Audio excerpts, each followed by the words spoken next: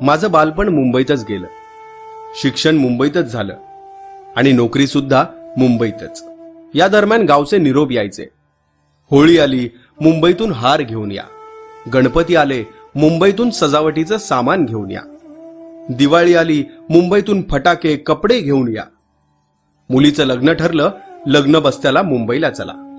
गावाच्या कोणत्याही कामासाठी मुंबईकर हवा, देणग्यांसाठी मुंबईकर हवा, मतदान आलं तर मुंबईकर हवा आणि काही कार्यक्रम करायचा तर मात्र मुंबईकरच हवा. कोणी सिरियस झालं तर डॉक्टर बोलणार तुम्ही ताबडतोब मुंबईकडे घेऊन जा. पण आज मुंबईकर मोठ्या संकटात सापडलाय. एकाही गावातील लोकांच्या तोंडातून शब्द नाही आला की वेळ आली तर आम्ही खोपटीला दवाखाना करू, वाड्याचा अतिदक्षता विभाग करू आणि झालंच तर पडवीत तुमची राहण्याची सोय करू, पण तुम्ही गावी या. इतकं जरी बोलला असतात तरी मन भरून आलं असतं. असो, ही पण वेळ निघून जाईल. उद्याचा दिवस आपलाच असेल, पण नक्कीच लक्षात राहील तुमचा स्वार्थ. आज ना उद्या कोरोना विषाणू संपेलच, मग हजारो लोक गरजेसाठी पुन्हा मुंबईकडे येतील.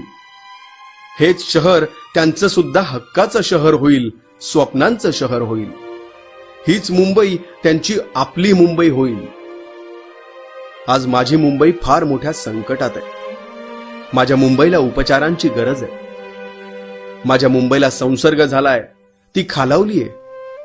पण मी मात्र अजूनही मुंबईतच आहे आणि उद्याही मुंबईतच असेल. ही माझी मुंबई आहे.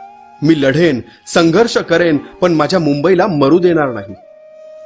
मुंबई माझे फक्त काम करण्याचे ठिकाण नाही, तर मुंबई माझं घर आणि मुंबई माझं कुटुंब सुद्धा आहे.